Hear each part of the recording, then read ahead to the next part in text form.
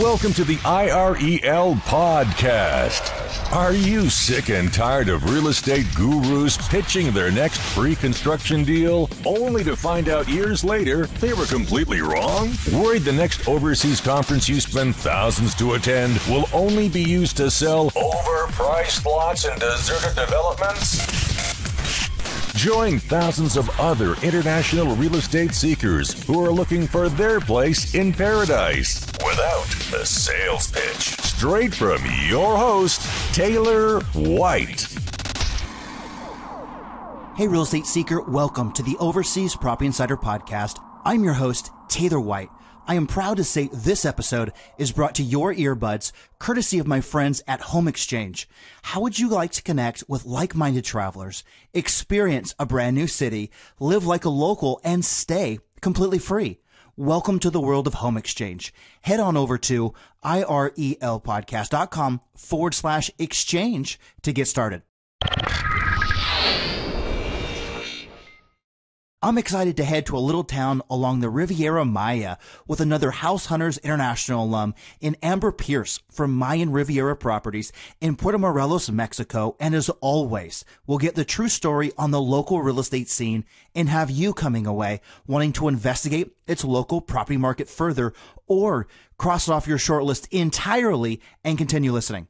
Right now from Amber, you will learn why someone from the great state of Michigan chose Puerto Morelos and believes it combines the perfect mix of local flavor with expat conveniences to win you over. Gives us the most detailed response yet on if owning property in Mexico as a foreigner is even legal, and takes us back in history on why it used to be banned. Goes into incredible details on what her clients are buying today and reveals strategies to consider when getting your cash together, and much more. And don't forget, if you're listening to this podcast and want to grab Amber's contact details, links on buying or selling Puerto Morelos real estate, or any other show notes, head on over to irelpodcast.com/40. Take out your paper and pen. Don't forget to mind your manners and get ready to get schooled by Amber. In case you can't tell, I'm excited. Let's get Amber on the phone.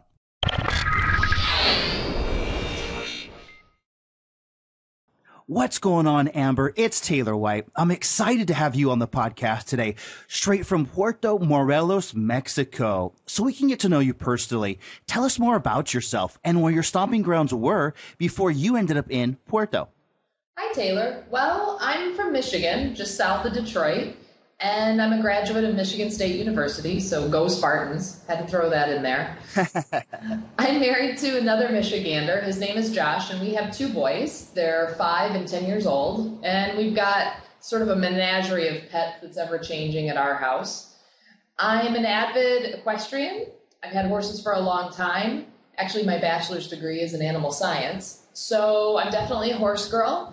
And after work, of course, my kids keep me busy, but we love to travel as a family. So we definitely try to take in as much as Mexico as we can. We love its colonial cities as well as its beaches. And we also like exploring national parks in the U.S. So sometimes in the off season, we try to get home and get through some of those.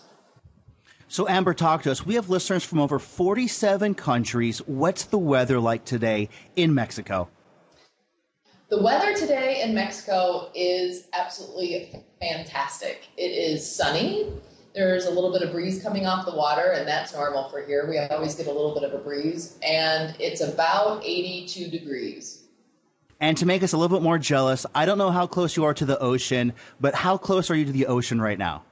Right now, I am looking at it. Our offices sit right in front of the town square, and so we're right here. I'm actually looking out my window at the dock as we speak. Love it, Amber. And so you get a better idea of you professionally. Give us your brief resume leading up to Mayan Riviera Properties. Well, sure. My steps into real estate weren't probably the traditional steps everybody takes. I first moved to Mexico to live here full-time in 2004. And at that point in time, I wasn't really considering even a full-time career. It wasn't really even on my radar. I was a new mom, and I had a little baby, just starting a toddler, and I was busy with all the things that those little ones keep you busy with. And I was newly married, My husband was already actively involved with a group of investors here in Puerto Morelos. They were researching, buying land, building projects, partnering on different projects. And so through those purchases and in building those projects and through those experiences, I gained a lot of firsthand knowledge about investing, the do's and the don'ts. We certainly made our mistakes along the way about investing in Mexico. And while this was all going on in the background, I started Mayan Riviera Properties about a year after moving there in 2005. It really didn't have anything to do with selling real estate at the time. How it all started was a family friend of ours had asked me, since I was living, in Puerto Morelos full time, if I could look after his condo while he was away. And I, of course, said sure. It was right across the street from ours, and I was doing him a favor. And then somebody heard that I was doing that, and so they asked if I'd look after theirs. And so 2 turned into 3, and 3 turned into 4, and then some of those places did vacation rentals. And so that kind of got me into the vacation rental business. And so Mayan Riviera Properties professionally really started out in property management and vacation rentals. And in the meantime, we were continuing to work on properties for my husband's company. At the time, Puerto Morelos really didn't have a realty office. Everything was just kind of word of mouth, and people used to seek me out for the scoop on what was for sale. They knew we didn't always buy everything, but I certainly had a good idea of what was around and what was available. So I used to just sort of pass on any information that came across my desk to anybody who was interested. And so as all of that was going on, I kept gaining experience in the construction and in buying. And, we used to buy lots that had one issue or another, which made them appealing from an economic standpoint, but had to have the time and experience to work through those. So we became quite familiar with some of the common issues, especially for foreigners, that they have in buying abroad. And so after a short time, Mayan Riviera Properties basically evolved into 3 services: the property management, the vacation rentals, and then I went and became federally certified and started selling the real estate. And so our niche in the market is mostly residential projects, either private homes or condos, to foreign buyers. We certainly do also help national buyers buy here in Mexico, and we do also help developers find suitable development pieces, but our biggest portion of our business is selling private homes and condos to foreigners.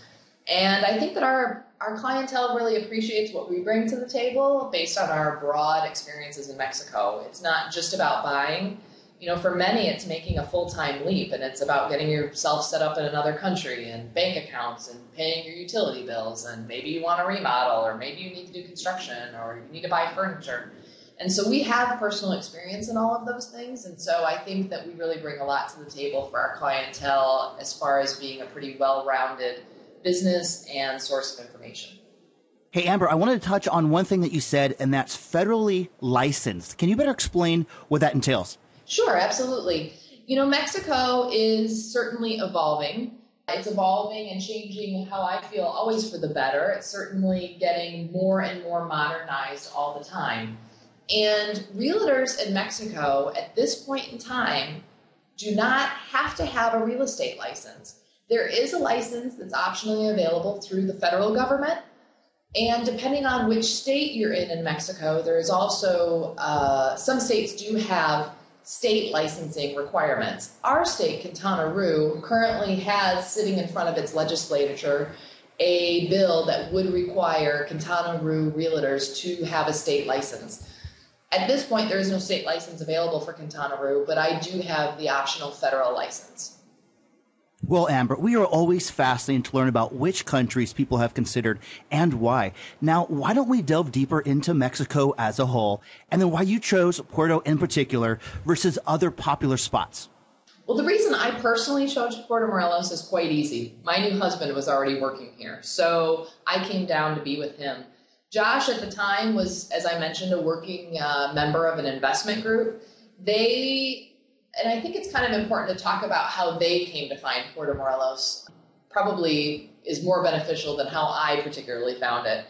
They looked at properties on the west coast of Mexico, different locations. They looked on the east coast of Mexico. They also took a look at other vacation destinations in the Caribbean, Costa Rica. different Dominican Republic, Puerto Rico, they considered a bunch of different vacation destinations, and they settled on Puerto Morelos specifically. And it's proven that over time, they got started quite early. They got started here in 1998. Over time, they picked Puerto Morelos for all the right reasons. Puerto Morelos has a lot going for it in such a little town. The very first thing that drew us to Puerto Morelos and draws many people to Puerto Morelos is that it's 15 minutes south of the Cancun airport. And that makes it available to get here from virtually anywhere. My trip from Detroit to Cancun is 3 hours. And so most people have a very manageable flight time. The other thing is that we have an innumerable amount of direct flights coming into Cancun from all over the world. So it means that you're easily able to get here. It also means that from an investment standpoint, other people are easily able to get here, which makes the convenient location all that much more appealing, but also valuable as an investment. There's another plus about its location. Puerto Morelos specifically is halfway between Playa del Carmen and Cancun. Both are about 20 to 30 minutes on either side of us.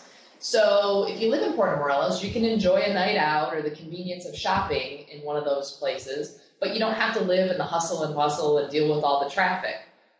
The other thing is that in this general area, we have absolutely everything. We've got gourmet restaurants to yummy taco stands. We have high-end shopping and local folk art markets. We have the Mayan ruins. You can visit colonial towns. You can discover such amazing Mayan villages. There's these magical, beautiful cenotes, which are these open water holes that were very significant in Mayan culture that are just beautiful. We have tons of dinner shows and concerts all year long, and festivals about food, traditional Mexican festivals, music festivals, art festivals. They're building a permanent Cirque du Soleil theater here in the Mayan Riviera. There are water parks and water sports, and it just goes on and on and on. So unless you're committed to snow skiing, I can probably guarantee you that we've got something that perks your interest within a short drive. Just the number of golf courses, it goes on and on and on. The other thing about Puerto Morelos, I think that makes it really appealing for foreigners is that, when we start talking about retiring abroad or traveling abroad or investing abroad, it sounds like such a huge leap. I meet people all the time and, oh my gosh, I can't believe you just packed up everything and moved to Mexico. And to be honest, I don't want to make it sound all that courageous, at least to this location. This is truthfully probably one of the easiest leaps like that there are. For starters, you can get by speaking English. A lot of people in this area speak at least a minimal amount of English because of the tourism industry. So while it's always handy to learn Spanish, and you will pick up Spanish once you live here, it certainly is not daunting to get started. There are also plenty of expats in this area, so there's lots of people to rely on for advice and tips, and as well as for socializing. And then we also have, back when we started coming to Mexico in this area in the late 90s, Cancun was kind of off the map still. Now there's Sam's Club and Costco and Home Depot and Walmart. So it's not that big of a deal. It's not as big of a stretch as people might think. Puerto Morelos specifically along this coast is known, each town along this coast has its niche. This coastline is called the Mayan Riviera, and the Mayan Riviera stretches from Cancun at the north end to Tulum at the south end. That's that whole section we call the Mayan Riviera in English, or Riviera Maya in Spanish here in Mexico. And so Puerto Morelos is that first stop just south of Cancun along the coastline, and it has the most Mexican flavor of any of these towns on the coast. Puerto Morelos was a town long before it was a tourist town. It was a fisherman's village. And so we still have a very active fishing industry. We have all of the infrastructure of a small town. And we still celebrate festivals for the sake of local celebrating festivals. It's not a fake performance in a town square for the sake of a bunch of tourists. It's very authentic. And it's probably the most authentic experience that you're going to find here on the coastline. And that is a big draw for me. That was really what captured me about Puerto Morelos. Was here I feel like I'm living in Mexico, not sort of a nondescript tropical vacation destination. And that's really personally what drew me here. Puerto Morelos has the advantage of being on the Caribbean Ocean, even though we think of the whole east coast of Mexico being the Atlantic side. This Yucatan Peninsula sticks out into the Caribbean Sea. And so we're fortunate enough to have those Caribbean Sea waters that are that amazing turquoise blue with the white sand beaches. Kind of a fun fact about our beach is that it's crushed seashell and not sand. So the beach here never gets hot on your feet. I love that. Yeah, pretty handy. Yeah. The other thing is that, the Pacific Atlantic waters, Mexico's gorgeous everywhere, but they certainly, in most locations, don't get that turquoise color that we have. Puerto Morelos in general has set itself with its foundations and its zoning to become a very exclusive enclave of private residential property. We're protected from the massive growth that the other parts of this coast have experienced. And so our quaintness, our smallness, our intimate residential location is going to stay. And that makes it really appealing for residential real estate.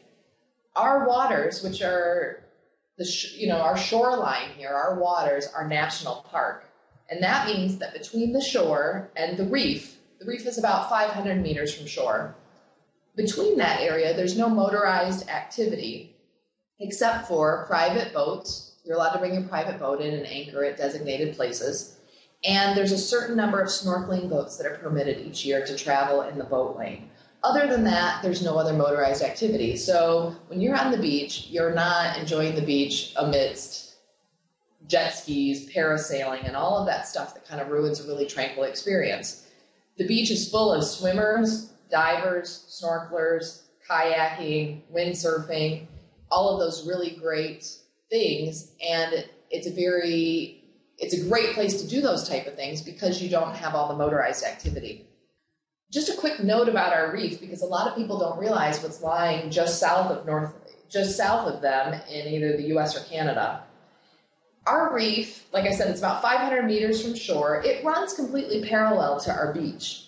This reef is the Mesoamerican reef, and it's the second largest reef chain in the world. It's the largest reef chain in this hemisphere. The only thing larger is the Great Barrier Reef in Australia. So in Puerto Morelos, the reef is, I believe this to be the case. I don't think it's shallower anywhere else along the reef chain. It's certainly not shallower anywhere else in Mexico, because this reef chain goes all the way down through Honduras. But because it's so shallow, number one, it breaks our beaches from really big waves. So Puerto Morelos becomes a really ideal location for families or, people with children or grandchildren that want to come down and enjoy the waters, but are a little intimidated by big rolling waves. Sometimes that's not always appropriate for little children. The other thing is that it makes it quiet waters for all those activities I mentioned, the snorkeling, the kayaking, the swimming. So it's an amazing resource that we have, but it also makes our waters very, very usable for the same activities that we enjoy in the national park. All that being said, and all the restriction that goes on between the shoreline and the reef, I don't want to exclude that it's also an amazing fishing destination. Certainly Puerto Morelos was originally built around the fishing industry. We have a fresh fish market in town that sells fresh fish and lobster during lobster season every day. But we also have a major marina just south of town in Puerto Morelos, and our sport fishing season starts in May and runs for several months. And we have several large international tournaments during that time. So if you choose to, you can have a boat here, and you're about 10 minutes from fishing grounds. A lot of places you go, you're an hour or two out before you really get into the fish. And here, by the time you get your lines in the water and your outriggers set, you're already catching fish. So it's an amazing place for sport fishing, and you can fish outside the reef. So fishing is definitely a big activity here. And if you're not an open water fisherman, there's also lots of avid fly fishers and spin fishing going on in some of the flat waters in the area, and those are within a 40-minute drive in several different directions. And those guys fish for tarpon and bonefish, so fishing here is really fantastic. Amber, I can tell that you love your area, and it's very contagious. Briefly talk about the weather. Well, the weather here is pretty much the same year-round. When in the wintertime, the difference for us between the winter and the summer is really our temperatures at night. So a typical winter day is mid-80s, somewhere between 80 to 85, 86. It can get up to about 88 degrees. It's rare to get to 90 in the winter. It's in the mid-80s. And at night, we cool off into 70s. A cool night for us, and trust me, I've definitely acclimated. A cool night for me is 65. And if you see me at 65, you'd never know I was from Michigan. I'm in a sweater and a scarf and jeans. So that's a cool night for us in the winter. And oftentimes we do get cooler nights. In the summertime, we rarely break 100. It stays in the high 90s every day. It's probably more humid in the summertime. And the difference is that it doesn't cool off as much at night. So in the night, it can be a little sticky. You know, you are in the tropics, so at night, you're probably still in the mid to high 80s in the evenings. And so summers here are great. You always get a breeze, which certainly helps when you're near the coast. And it's fantastic if you're going to be in the water and doing things, but it might get a little sticky if you're inland somewhere. Love it, Amber, and we have gotten to know you both personally and professionally, reasons why you chose Mexico and why Puerto Morelos speaks to you. But get ready, because now it's time for us to pick your brain on the local real estate scene and to get the juices flowing. We're going to do a quick round of what I like to call the real estate hot seat. We'll ask you 5 rapid-fire questions, and you give me an answer in 15 seconds or less each. Amber, are you ready for the Puerto hot seat? Well, I'll certainly give it a shot. All right. What currency is real estate priced in? Real estate is, in the vast majority, priced in U.S. dollars. There's a few development pieces that you might find priced in pesos. And for those developers out there, right now the exchange rate's very favorable. So it's a great time if you're a serious investor and you want to make some of those types of investments. But for the majority of retirees, you're looking at prices in U.S. dollars. Is owning property as a foreigner legal? It sure is. And unfortunately, this isn't a question that I can answer in 15 seconds. So if you'll, Go for it. If you'll give me the liberty to expound on this a little bit, I'd be happy to talk about how to own real estate in Mexico as a foreigner. It's certainly one of the most frequent questions I'm asked. And it's probably also one of the most misunderstood topics that's out there as far as Mexican investment. So to get started, I think to really understand how and why you own property the way you do in Mexico, a little bit of historical background is helpful. Go for it. Sure. So after the Mexican Revolution, or at the time of the Mexican Revolution, Spain had occupied almost 98% of Mexico. And Mexico had revolted and taken back their country. Now we're talking about something that happened several hundred years ago. At the time when they established the Mexican Constitution, they weren't so keen on foreign investment. They had just spent an entire war kicking out Spain. So they thought it was a matter of national security. And so in the Constitution of Mexico, it says that it establishes a restricted zone. And that restricted zone is 50 kilometers of any water border, so any ocean border, and 100 kilometers of any land border. So it makes this uneven ring around Mexico. And at the time, the laws stated no foreign ownership in Mexico. And we're talking about back in 1900. Originally, what they were concerned about was they thought Spain was going to come back in, buy pieces of land along their borders, and take back some of those assets and properties and haciendas that they had here. And so why they did it makes a lot of sense if you understand it in that historical context.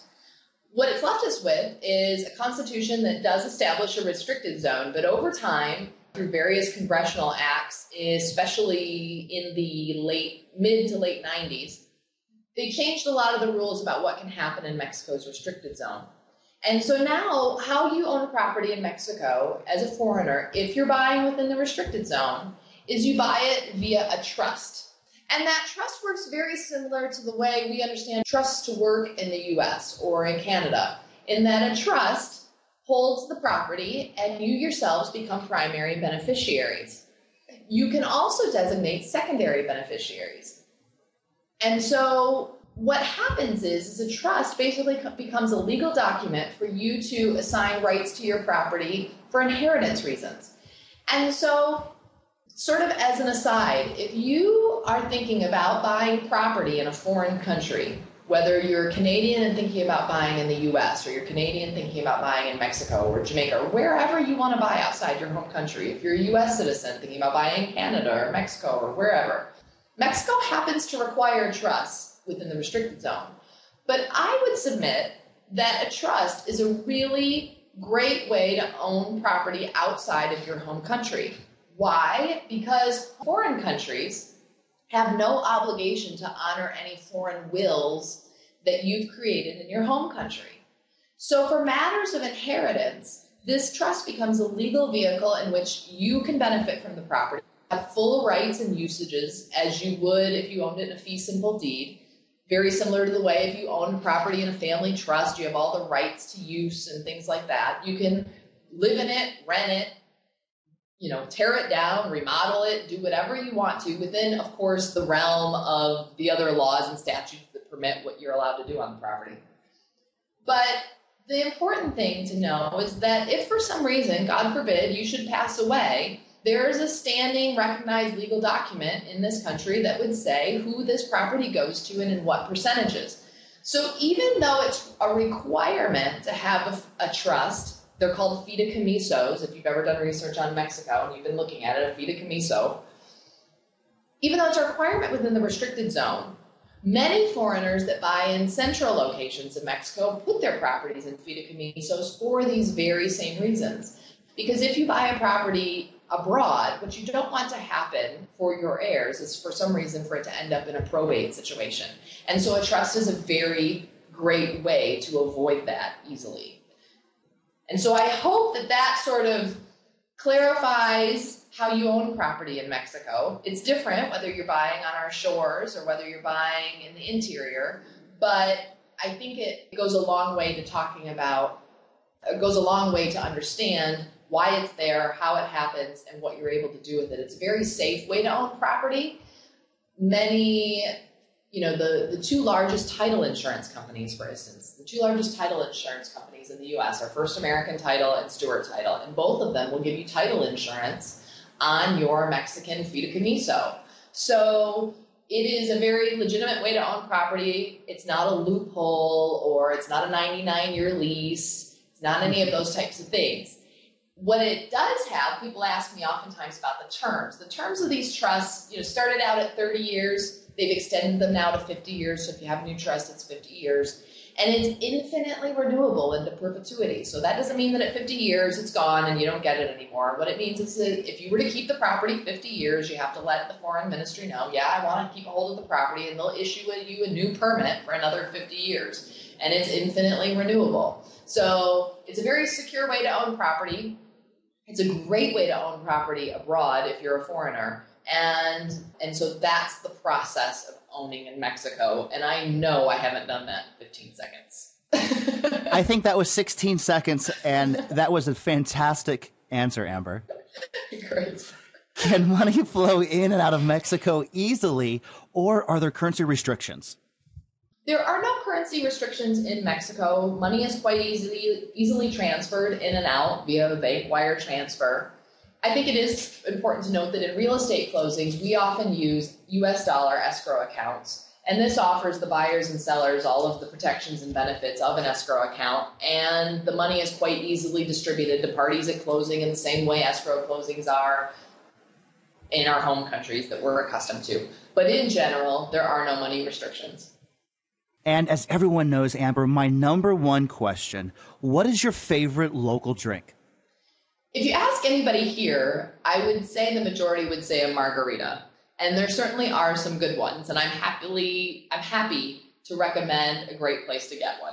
But if you're asking my personal favorite, it's a chelada. A chelada is an ice cold beer. It's served in a frosty mug with tons of lime juice and a salted rim. And that is It's my favorite. I absolutely love chiladas. And you talk to me, Amber, what kind of beer? It has to be Dos Equis. And that was long before the world's most incredible man commercials. What about Tecate?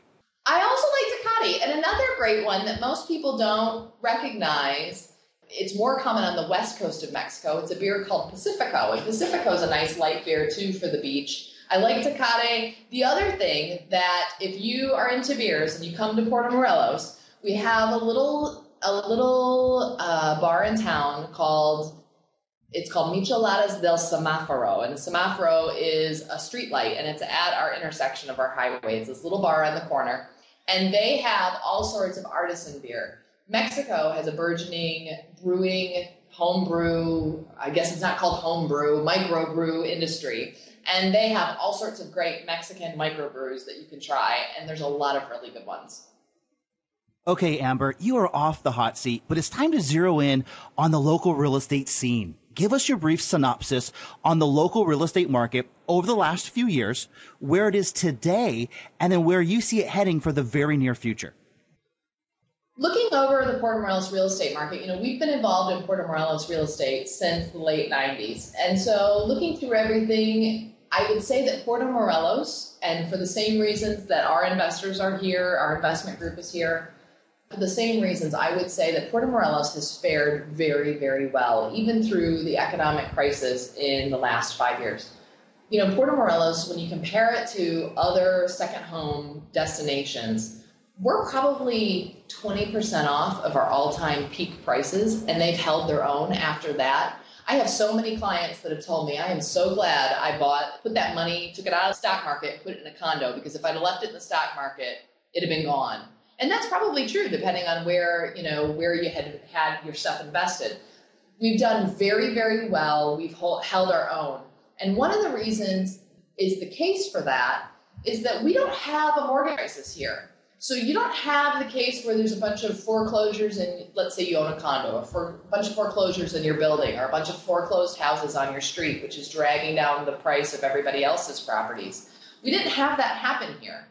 The other really nice thing when you're talking about investment, you're talking about this area, is that it has worldwide appeal. We have direct flights from Europe, all sorts of destinations in Europe, London, Paris, a bunch of different airports in Germany. We have direct flights from Moscow. And so we have a very worldwide appeal. And so it doesn't just mean that our real estate market is completely dependent on the U.S. economic situation or the Canadian economic situation or the European economic situation. We've got enough influence of those various markets that it remains fairly steady all the time. If one market's a little depressed, another one's doing a little better, or vice versa. So it makes it very, very steady.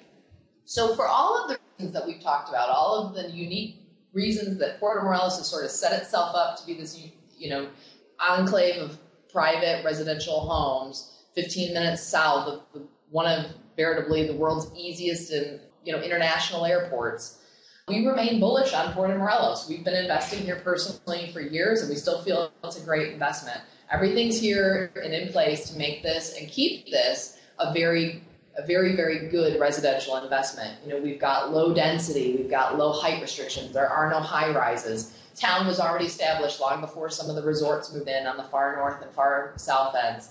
And so it retains its residential feel and it retains its residential value.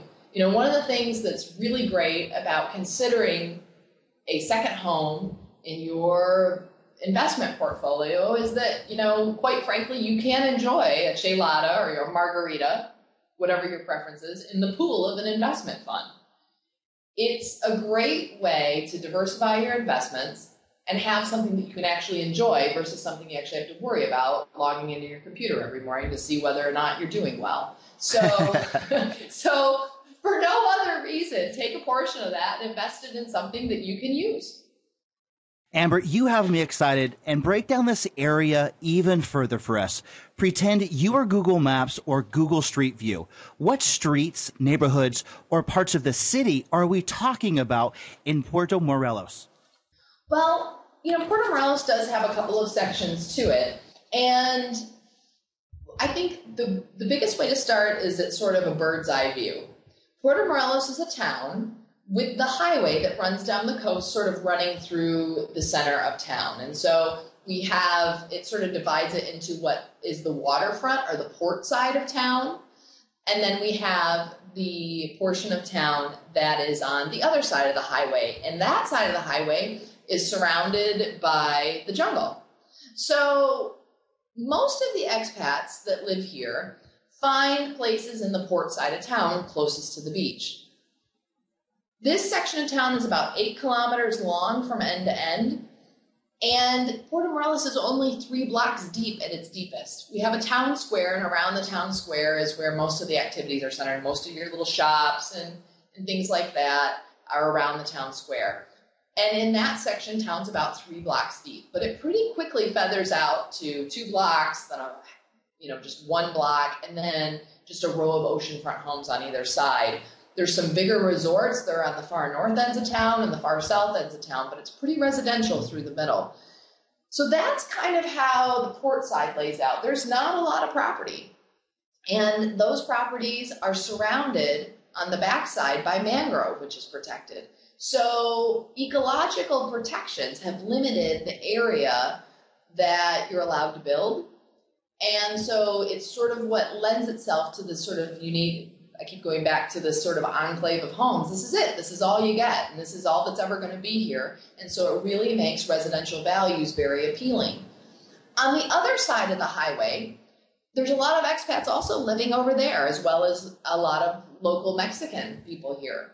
There's great affordable housing options on the other side. They're a little bit farther from the beach, but we're talking about, a 5-minute drive. And that area, most of it is what we call the colonia. And in the colonia, that's where you can find the bakeries and the hardware stores and the fresh fruits and veggies and the fresh eggs and things like that. And some of the expats looking for more affordable options or a more sort of authentic village option choose to buy over there. Past the colonia, as you kind of work, as it feathers out into the jungle, there's also an area of beautiful homes and larger lots. We're talking about a quarter to a half to a whole hectare of space of land that you can buy. And it's far more natural. And so people living out there have lots of local fauna and flora and, get some spider monkeys in the trees and those types of things. So if you're looking for space there and privacy and a little bit of remoteness, there's stuff for you here. If you're looking for that authentic Mexican village, super affordable, we've got options for you. And then if you're looking for being close to the beach, even if you're on the back street of the port side of town, you're only 2 walking blocks to the beach. So we've got those options too. So we've really got a wide range to appeal to people as well as a wide range of budgets. Amber, why don't we talk now about types of properties that you recommend? Are we talking about buying pre-construction units for capital appreciation that we later flip? Are we talking about buying completed apartments, houses, or office spaces to generate rental income? Or are we talking about buying land to either sell as is or subdivide into smaller tracts? Give us a better idea of what you are talking about today. In Puerto Morelos, because we're so small, you're not going to find these pre-construction markets in these burgeoning areas where they're blowing up and there's condos and pre-construction everywhere for sale. Occasionally you'll get a pre-construction project, but for the most part, what we're talking about is private homes and condos. There are certainly a fair number of commercial availabilities. If you're looking for an office building or you do want a lot in order to construct a small condo project, something like that, there are some options available for developers or for more commercial interests. A lot of what we're talking about is some sort of investment that people are going to use or plan to use in retirement. And so that's a vast majority of what's available here in town. Okay, Amber, now I'm going to hit you up with a 2-part question that I know everyone wants to know, and you have to give us a general range so we have some price points in mind. Here they are. Part 1, what would be the price range of what we are talking about? Maybe give us a starting price point at the low end to a final price point at the high end. And just to clarify, I'm talking about total purchase price. So let's go back and talk about the sections of town. Of course, the port side has the closest proximity to the water. So, of course, prices are a little bit more expensive in this area than they would be on the other side of the highway. Our condos, it's important to think about condos being, every one of our condos projects are all either beachfront or just steps off the beach on some public beach access. So you definitely have ocean views or you are directly oceanfront.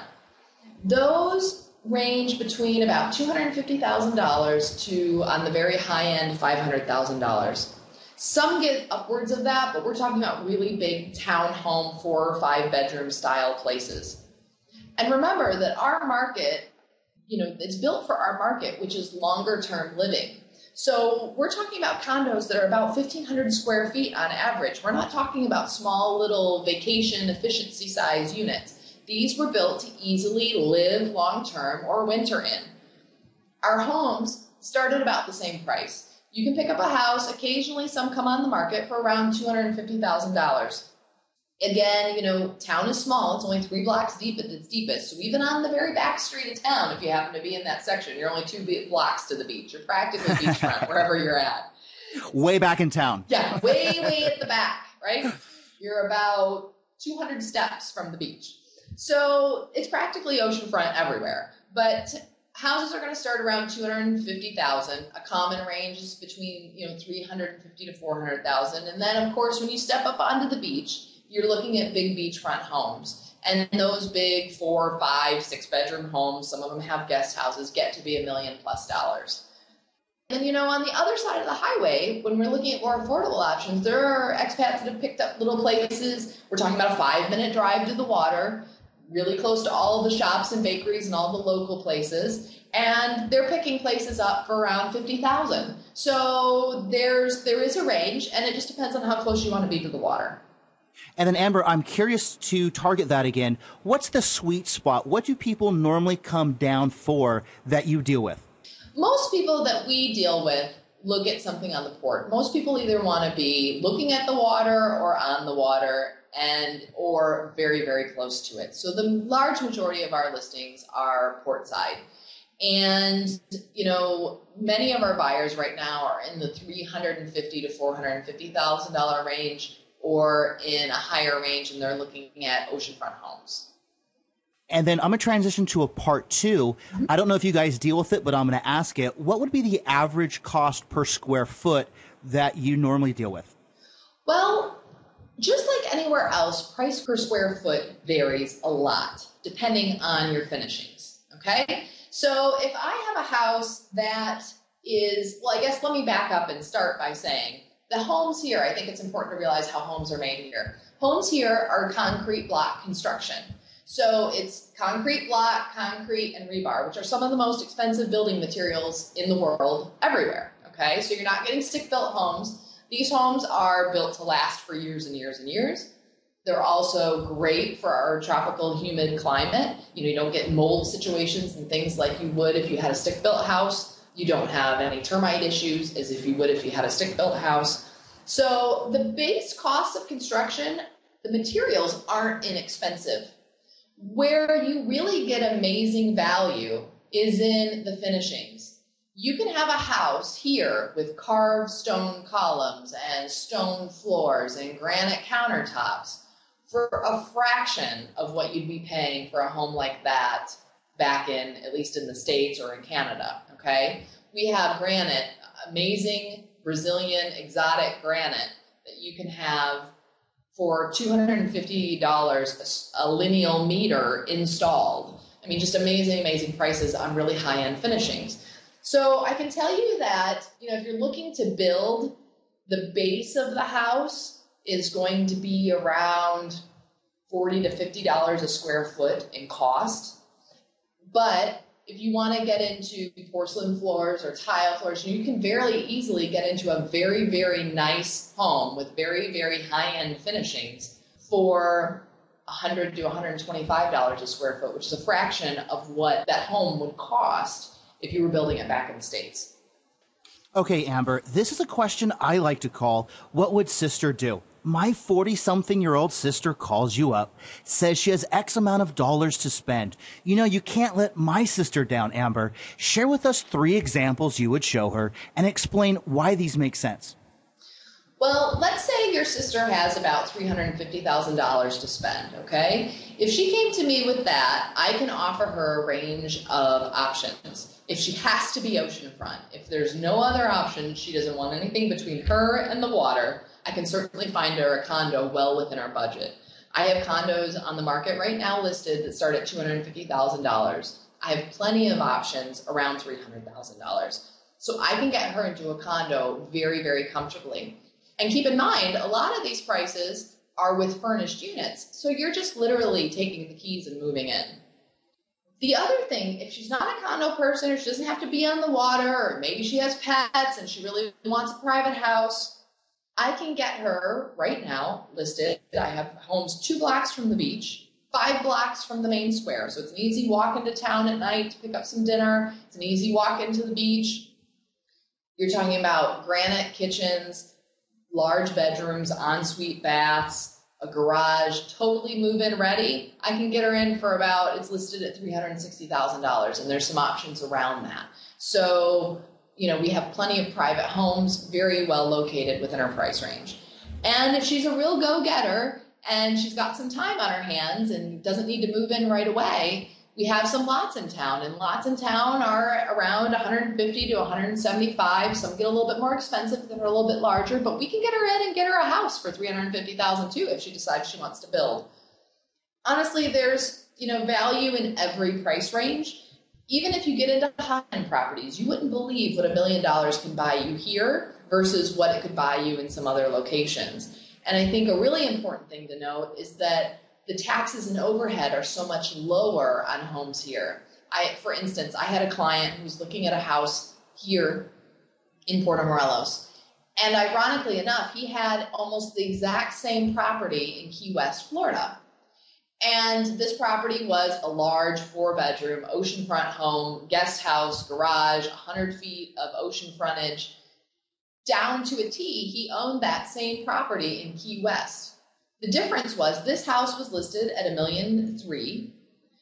Its property taxes, all told, if you considered the beach tax and the property tax and your fideicomiso fee, which is that trust fee, all things in, you're looking at about $3,000 a year, versus he was paying $22,000 a year in property taxes alone for the same property in Florida. And we are a 45-minute flight from Florida.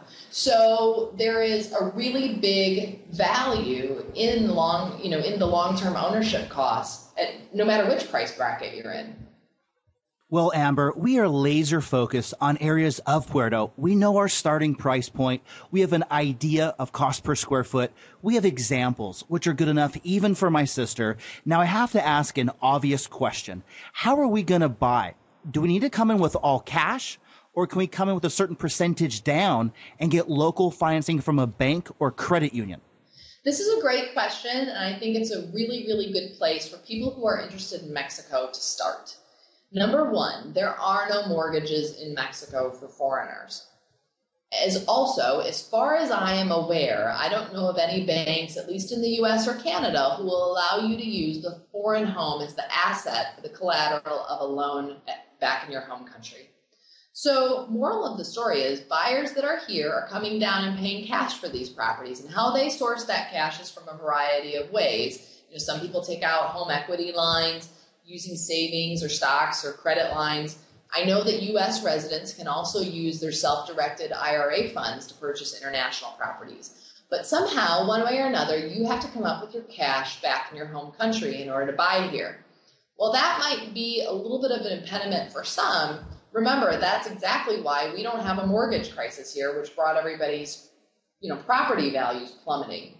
So it is a little bit more challenging sometimes to get in, but once you're here, prices remain very, very stable. So I feel like in the long run, we've really done ourselves a favor by not having that mortgage industry there.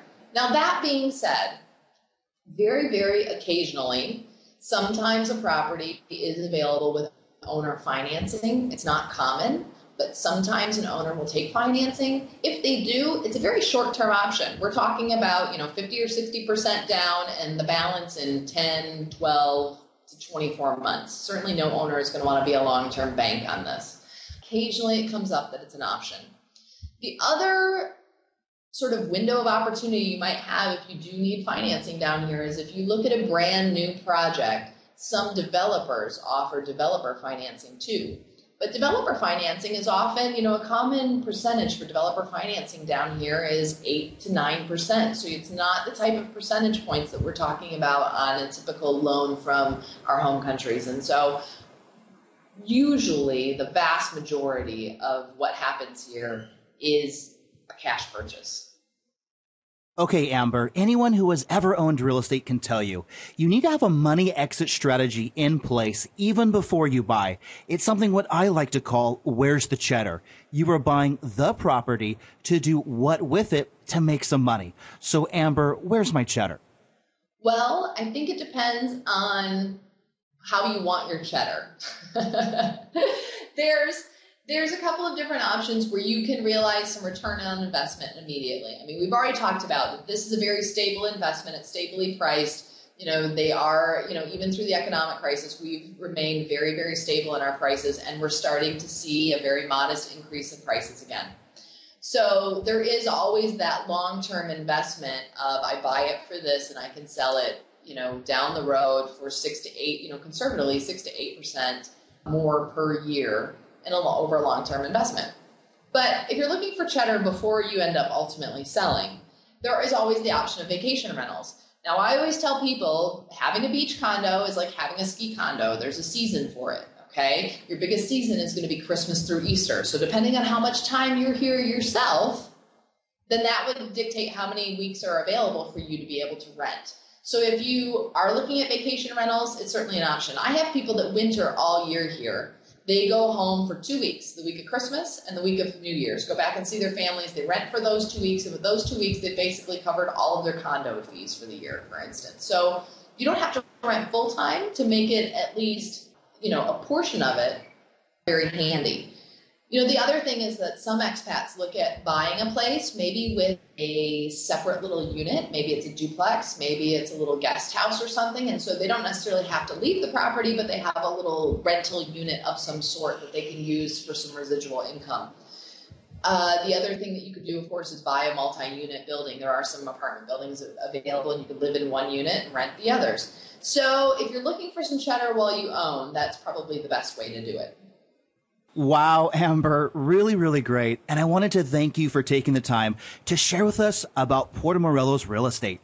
We have heard about your journey, why you chose Mexico, exact areas to focus on, price points to look out for, examples, good enough even for my sister, a money strategy to purchase, and then what we might do with it after the fact to make some cheddar. Unfortunately, it's time to say goodbye. But before we do, share with us easy ways to get a hold of you, any parting advice you might want to share, and then let's say goodbye. Thanks for asking. I've had a wonderful time with you on this interview. I'm happy to chat Mexico anytime. If people want to get a hold of me or see what we offer in real estate or vacation rentals, you can check out our website. Our website is Mayan, with an N, Mayan, Riviera Properties, that's plural, so it's PROPERTIES.com, MayanRivieraProperties.com. If you're interested more in about just Puerto Morelos in general, or you want to keep tabs on what's happening in real estate in Puerto Morelos, I write a blog, and it's called PuertoMorelosBlog.com. And there I write all sorts of articles about town events, what's happening, news. I have any new listings that come on the market, we always put there. So if you subscribe to the blog and you want to keep tabs on what's coming up on the market here, it's certainly a good way to do it. So I'm available through that blog. You can click to email me if you don't remember my email address, but my email address is Amber, AMBER, @MayanRivieraProperties.com. The other thing I would love to do for your listeners is, I have an open invitation. All high season long, we do a weekly workshop. This year, we're doing it every Wednesday night at 5 o'clock. But last year, it was Tuesday night. But, each high season, we pick a night of the year and we do a free workshop. And that workshop is here at our office, right here in the town square.